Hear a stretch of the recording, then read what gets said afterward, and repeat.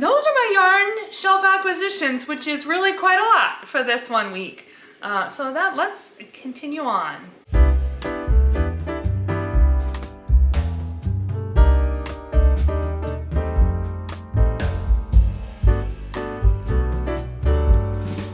Well, hello and welcome to Michelle's Fiber Studio podcast. My name is Michelle and I am your host. Today is Sunday, October 27th, and this is episode number 28 of the podcast. If this is your first time checking the podcast out, well, thank you so very much. And if you are a returning viewer, well, I thank you very much for coming back. It is, let's see, partly sunny. The sun was just streaming out and I lowered my blinds so that I wouldn't have the shadows, and then it went up behind the clouds. So it's kind of coming and going. We are in, I think, the mid 50s, or low 50s actually, 51 according to my watch, for temperature. So we're definitely having that shift. Although this past week we had some record highs. We were in the 70s and it was beautiful and sunny all week. So welcome to Maine. You just never quite know what you're going to get with the weather. I do have updates on my projects. I have some new additions to my yarn shelf. But before we dive into that, let me talk about what I am wearing, what Marta's wearing. So I have two Yarny objects that I am wearing. The first one is my Trellis and Vine pullover. Kind of show you some of these details. It is by Carol Feller. It is something that I knit back in 2017. I started it in February and finished it in November. It is knit out of Knit Picks Simply Cotton Organic Sport in malted milk. So this is a favorite one of mine. It is worn really, really well. It's the cotton, so I think that's part of it. It's not pilling at all or very little. And it's one that I grab quite a lot in the wintertime to wear and thought it was a good one for today. And then today I topped it with my Flirty. So I'm going from an older finished object to a brand new finished object. As you may recall, I knit this one this summer. I started at the end of July and I finished it August 23rd. It was a kit that I had bought from Miss Babs in her yummy 2-ply toes. And so I've just kind of wrapped that around my neck here and keeps wanting to twist so that the wrong side shows. So at any rate, that's what I have on. Marta is wearing another really old finished object. It is the Close to You shawl by Justyna Lorkowska. I do believe that's how that's pronounced. I knit this back in 2017 and it took me, I started it March 12th, 2017, and I didn't finish it until the following January of 2018, January 21st. So it was one that took me a while. As I recall, it is just essentially just garter. There's some little eyelets. I don't know how well you can see the eyelet detail on the ends, but it was kind of a sloggy kind of a knit, I guess, because the rows just felt like they took forever. Not a lot of change or things to hold your interest. So it wasn't one that I necessarily picked up very often. So I don't know that there's necessarily a whole lot of extra hours that went into it, so much as it probably had significant chunks of time where it wasn't being worked on. But at any rate, I knit it out of Shopple Wool's Zauberball Crazy in the Fiche colorway. Again, I think that's how you pronounce that. It is a 75-25 wool nylon blend. If you've ever seen the Zauberballs, they're multicolored. So this is one ball of yarn, multicolored. It's another one. I am a sucker for seeing projects on the display at a yarn shop, and that is one that I had seen at my local yarn shop, Mother of Pearl in Freeport, and I bought, I don't know if it was done in this color, it may very well have been, and I bought the yarn and knit it up. I like to wear it specifically when I'm wearing black because I think the contrast between the black with all the multicolors really stands out. So yeah, that's what Marta's wearing. It's one that I don't wear it, I wouldn't say terribly often, but you know, I like to pull it into my rotation every so often. So that's what we are wearing. Let's go ahead and check out my project bag for this week.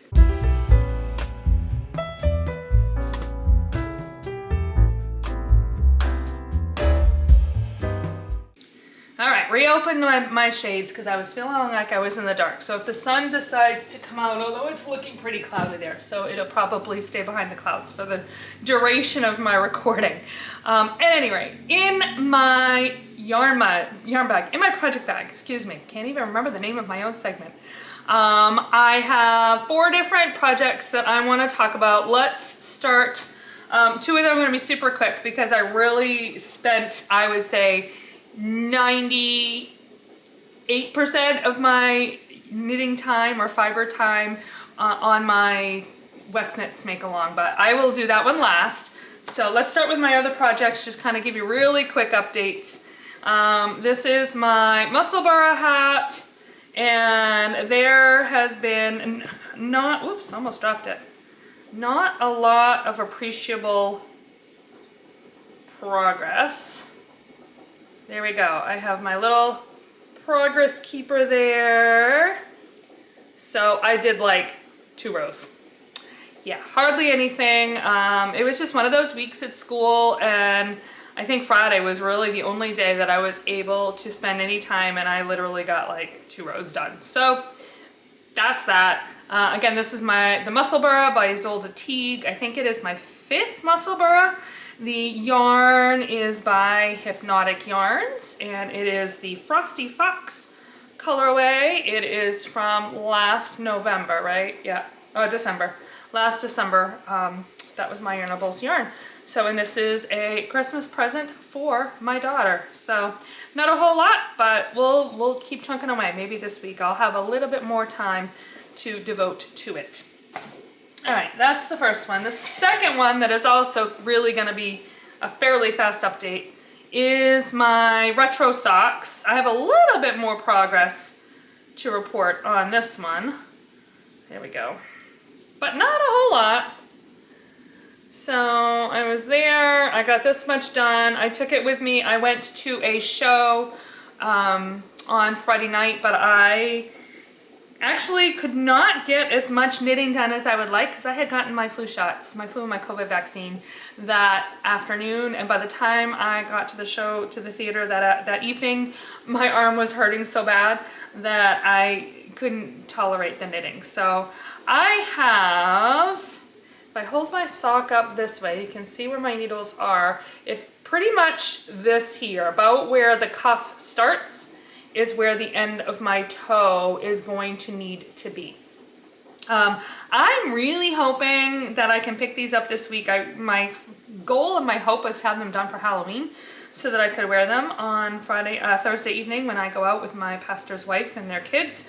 So we're gonna charge ahead and push ahead on that. Hopefully next week I'll have a finished object to show you, albeit a worn finished object. So that is that project. All right, the next project also does not have a lot of work on it, but it is a new cast on, and I started my Northeasterly Blanket. There we go. Which is the Murder She Knit yarn box monthly. It's a monthly subscription by Wool and Woman Fibers. And this, you may recall, I opened the first color last week, I do believe. So that is the color. And this is, oh, it's kind of dark. That's my lighting here, but that is what I have so far. So you have these chevrons that you will knit, and I'll just keep adding.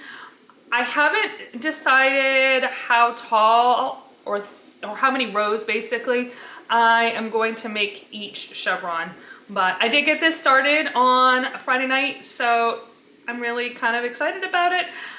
I'm not positive. I may end up ripping it out. I'm kind of, it's feeling a little not as drapey as maybe I would like. And I know for me, crochet tends to be a little more dense. It is more dense. And what's really interesting is with my knitting, I'm a fairly loose knitter, and I usually have to go down 1, sometimes 2 needle sizes to kind of get close to what the gauge is that the designer has gotten. In crochet, I actually usually have to go the other direction, and I have to go up into bigger hooks to end up with something that's not stiff as a board. So I might rip this out. This was like, I don't know, half an hour's worth of work. It really was not a ton. I just felt like doing this on Friday night, a quick little break from, actually it wasn't even, it was Friday, it must have been Friday after school because I went to the show Friday night. So before I headed out, I decided I wanted to give it a start. So that's that.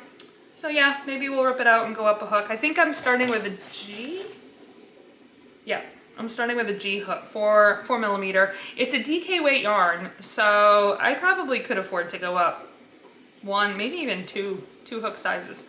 Maybe what I had to do is just do a few rows on this with a bigger hook, and just, I can probably, even with a couple of rows, get a sense of how this feels. So maybe that's what I'll do.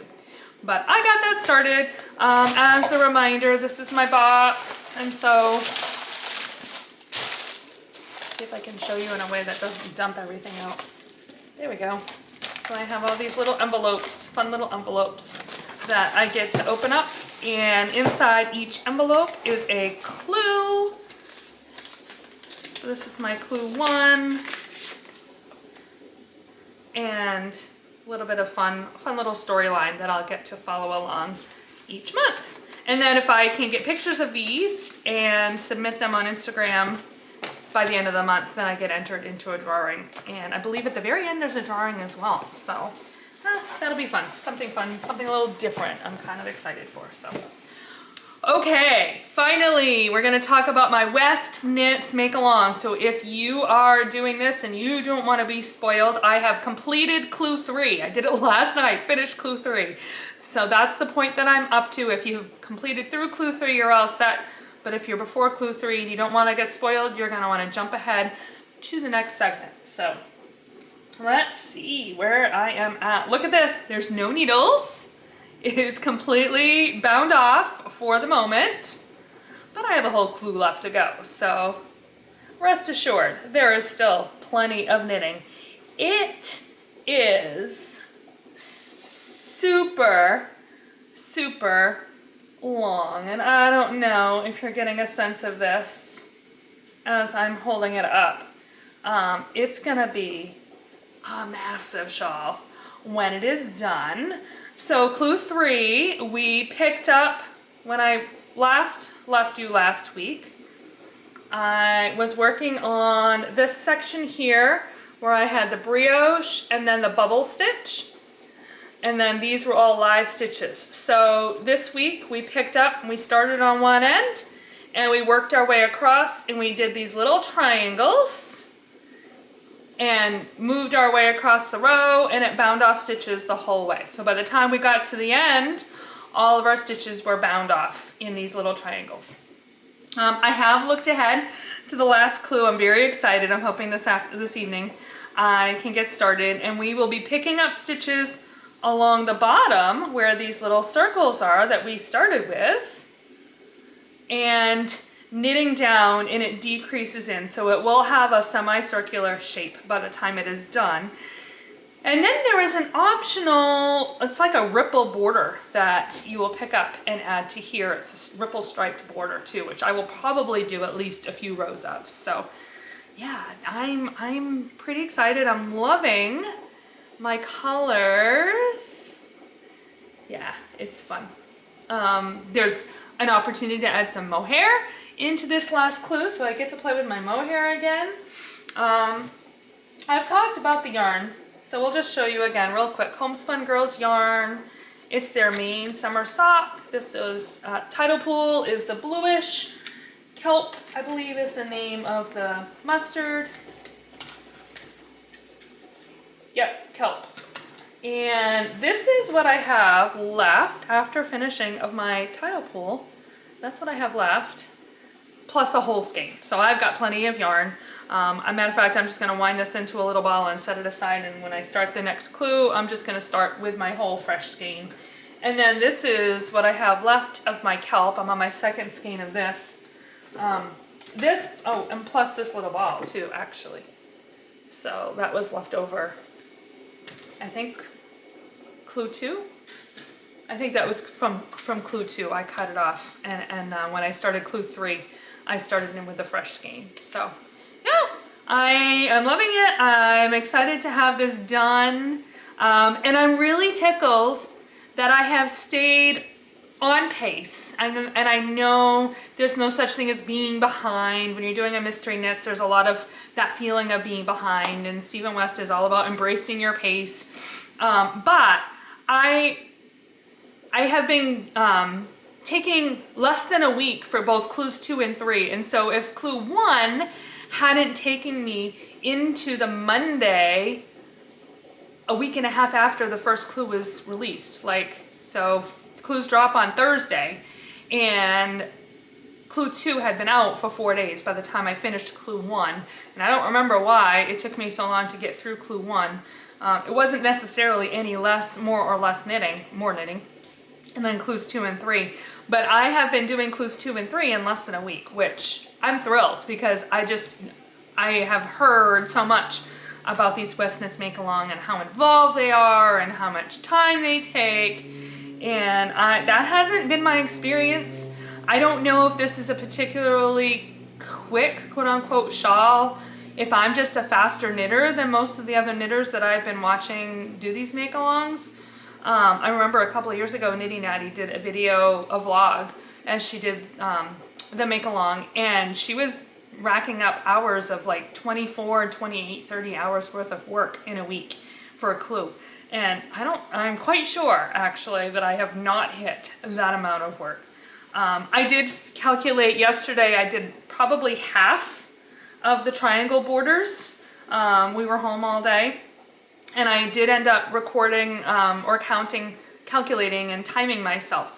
So I knew that it took me just about 30 minutes to do 2 triangles, 1 in each of the colors. The mustard one took slightly longer, it's slightly bigger. I think that was like 18 minutes, and then the bluish one was like 14 minutes or something. Like, it added up to like 31 minutes to do 2 triangles.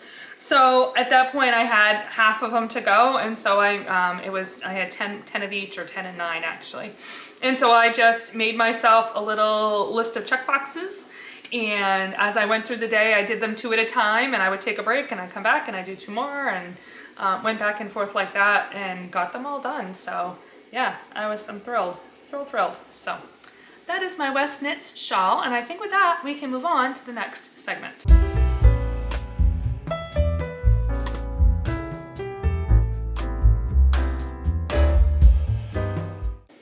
On my yarn shelf, I have quite a bit of yarn that actually made its way into my life this week that I get to share about, and a book too actually. So it was a good yarny mail week actually. Let's start with this one first. This one here is by Wonderland Yarns, and the colorway name is After the Storm. It is her Mary Ann, again, I'll hold this back up, Mary Ann base. And this is a yarn that is actually a limited edition. It's a fundraiser yarn. So a couple weeks ago, I got an email that they were producing a yarn that is benefiting Hurricane Helene relief efforts.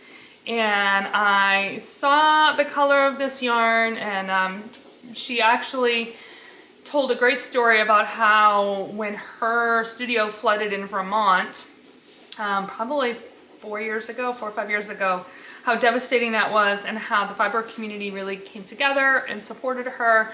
And it was really helpful because as a small business, you don't always get, or she didn't get the attention that some of the bigger businesses get. And so she wanted to similarly help and assist in the efforts of the fiber community in North Carolina after their devastating floods from the hurricane. And so I loved the cause, I love the colors, and so I got 3 skeins, and my plan is to knit myself a sweater.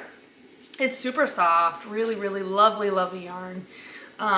So yeah, After the Storm is the colorway name. I will put a link to her shop and to this listing in particular, if that is something that you're interested in, so that you as well can support Hurricane Helene relief efforts. All of the proceeds that are made from the sale of this yarn are going into the relief fund. So that arrived. It also came with this fun little progress keeper. I'm not sure exactly what it's supposed to be. I know like Alice in Wonderland, Wonderland Yarns is their theme. And it might be Alice, actually. Yeah, it might be. I can't quite tell. Again, I think I've confessed already that I've never actually read the book, seen the movie, watched the play. And I'm very familiar with Alice in Wonderland. It is pretty much, very much a part of our culture, but it's not something I've ever actually read extensively.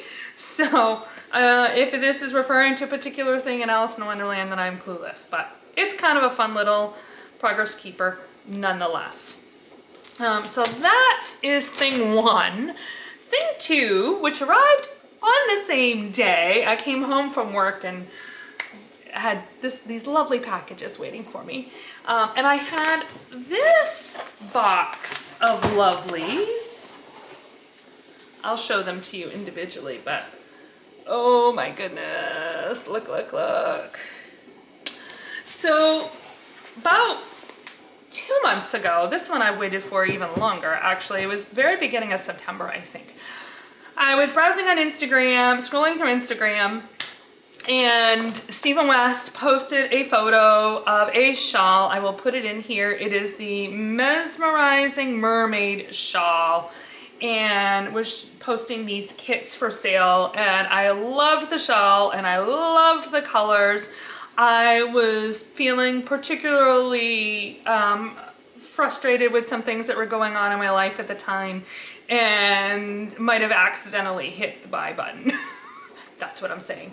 But anyway, so the yarn finally arrived this week. It took a little while. Of course, they are, I think it's the Netherlands, so it came from overseas.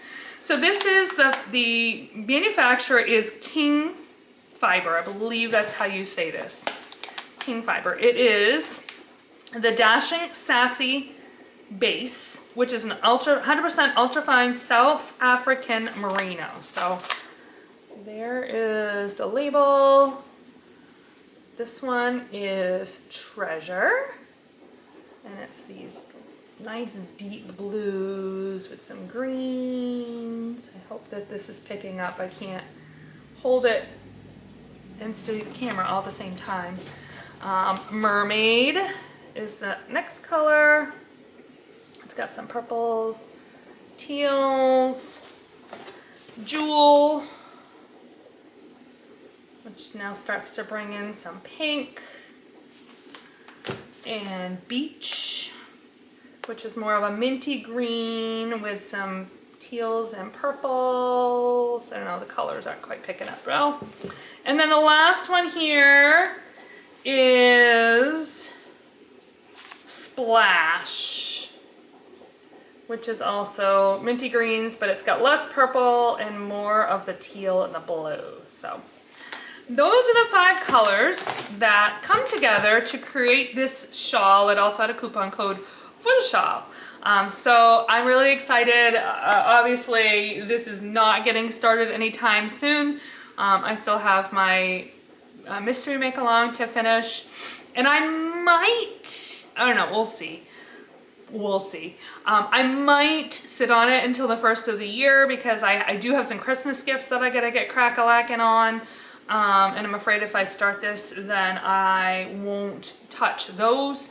And I do still have some projects that have been sitting all month long and that I haven't touched, because my shawl, my WestKnits shawl, has been my focus for the entire month. I have the fall colors shawl, I have a sweater on the needles, so I really should probably work on those before I start that, but we'll see how much self-restraint that I can actually engage in. So the last thing that came in is a book that I ordered, and it is The Gnomes of Grimblewood. It is by Sarah Schira, Imagine Landscaped Designs. And so I have done a couple of her gnomes. They are super, super fun, super, super cute. And I just thought, how fun are these? Actually, I think on the back, inside back cover, do I have a picture? Yeah, you got a picture of the whole family. And, oh, can I try to make sure you guys, yeah, you can see that. So I decided to go ahead and get the book so I could mix and match and create all kinds of fun little gnomes. I have a little kit that I'll share as soon as it comes in that I got from, I think it's Miss Babs, with another gnome. But I have been kind of intrigued by this book ever since she started talking about the fact that it was going to be coming out. So yeah, Gnomes of Grimblewood. I will include the link down below to Amazon so that you can purchase it if you would like. She's really good about making it very approachable, very easy to do these little gnomes, and which can be done as toys or as decoration. But you really have lots and lots of possibilities because you truly can mix and match the pieces. A lot of them will work on each other, and so the possibilities truly are endless. So those are my yarn shelf acquisitions, which is really quite a lot for this 1 week. Let's continue on.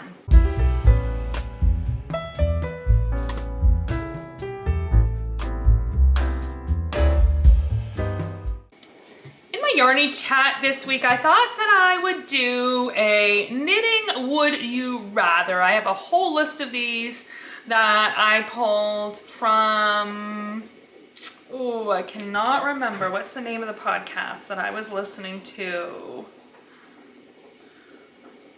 It is the Pardon My Stash podcast I was listening to back in June, end of June. And they were doing this knitting would you rather, and I thought that was super fun, and I kind of tucked it in the back of my brain as something that maybe I could pull on to add into my podcast. So I'm not going to be obviously being able to bounce it around with others, but I figured I could answer it for myself and maybe talk about some of the pros and cons of my thoughts or where my thoughts are going. So at any rate, so a knitting would you rather for this week. Would you rather knit in only one type of yarn or only on one needle size? That's a tricky one. My gut, really quick reaction, is to say only one needle size, because I tend to only knit on one needle size. I am primarily a fingering weight yarn knitter, and so for the most part I can knit on threes and fours. And if I had to pigeonhole myself into a 4, I probably would be fine. I don't know if in this, and I literally pulled this from their podcast, by type of yarn, I don't know if that means yarn weight, as in fingering weight, worsted weight, sport weight, DK weight, or fiber, which is two very different things, right? And by fiber, if you just say wool, well, that's easy. That's pretty much all I knit in anyway. Occasionally we'll bring in some cotton or acrylic depending on the project that I'm using. So if I had to pigeonhole myself into only one type of yarn as opposed to the needle size, then if I just say wool, done deal, and then I can knit with whatever size needle I want, right? Or if it's fingering weight yarn, I could very happily knit just on fingering weight yarn for the rest of my knitting life. If I want something bigger and heavier, I could hold 2 strands or 3 strands together. I think 2 strands of fingering ends up becoming a sport weight, so if I did 4, I'd probably have similar to a worsted weight. So other than the fact that it would just take more yarn to complete a project, I could theoretically knit something that was a little bulkier, although I don't tend to like the bulky knits. So yeah, I'm not really sure. Maybe I'm talking myself into only one type of yarn, because that would, whether it's only wool or one or yarn weight, still seems like it would be easier than pigeonholing myself into one needle size. So there you go. What would you do? What is your would you rather? I would love to hear. Please leave a comment down below on what would be your preference.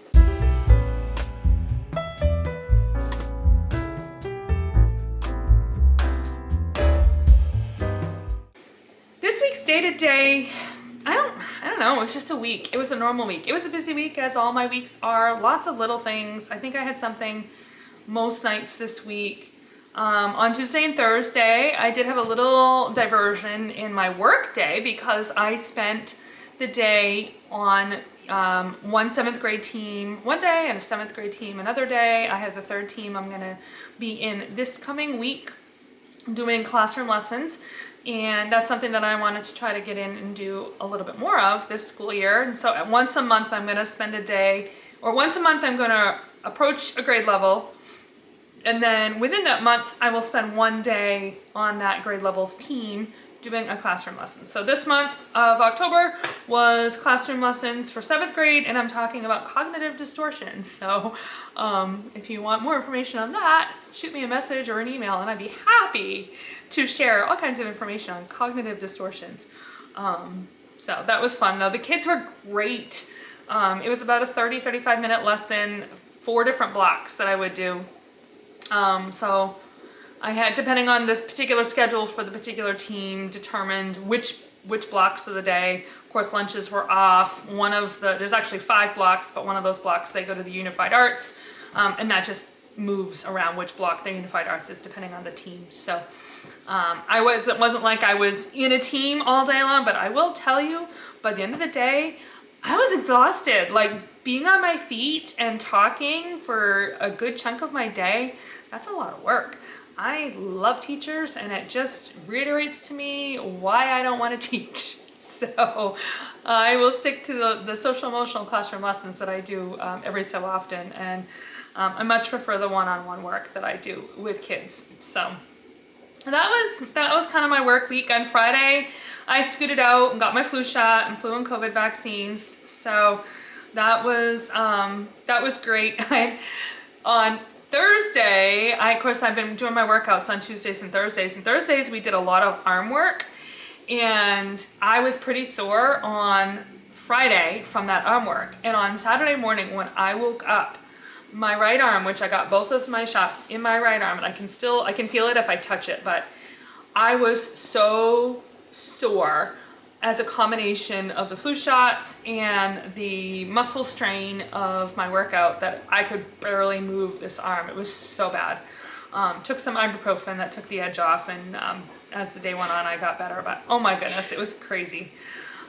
Friday night, I went to our local community theater. They were doing the show 1776, and they did a fantastic job. My husband and I had tickets. Unfortunately, my husband wasn't feeling well, so I ended up going with a friend of mine, but oh my gosh, it was so amazing. I love history anyway. I love especially colonial era history. I just find it really fascinating.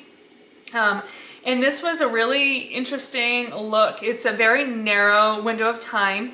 It is set from middle of May of 1776 until July 3rd of 1776, when the Declaration of Independence was signed. And just the process that the Founding Fathers and the Continental Congress went through as they were working through this document. Yes, Thomas Jefferson wrote it, but there were like, I think it's 80-something revisions that were made to Thomas Jefferson's original work. And so how that happened in the divisiveness actually of the Continental Congress was really fascinating, especially given kind of the political divisiveness that we have going on in our own world right now. So it's not as rose-colored as perhaps we might like to think. What is new is old again, or what is old is new again, right? So anyway, that was a lot of fun. We had a great time. They did a great job. I knew a couple of the cast members, and so that was super fun to see them as well. And then yesterday was a day of nothing. My husband was still not feeling well, and so we literally did nothing all day long. Well, not nothing. I did laundry, and I had to actually do a big cleaning of my fish tank, but didn't have to leave the house. Did a lot of knitting, some TV watching. It was just so wonderful. One of our kind of regular things on Saturday is to drive out and visit with my mother-in-law every week, which I love. I adore my mother-in-law. I've got a fantastic relationship with her. But it just means that very rarely do we actually have a whole weekend day where we don't have to go leave the house, we don't have to plan anything, and it was just so different to have that mental space of not having to go anywhere or do anything. And so it was really, really fantastic. I looked at my husband, my poor husband, at the end of the day. I'm like, I'm sorry you're sick, but man, I have to say, I really enjoyed not having to leave the house today, and it was really refreshing, especially given, again, my line of work is really exhausting. There's a whole lot that happens, and it's mentally taxing. So I feel pretty well refreshed to go back to school tomorrow. So that, I believe, pretty much wraps it up. I thank you again so much for checking me out and tuning in.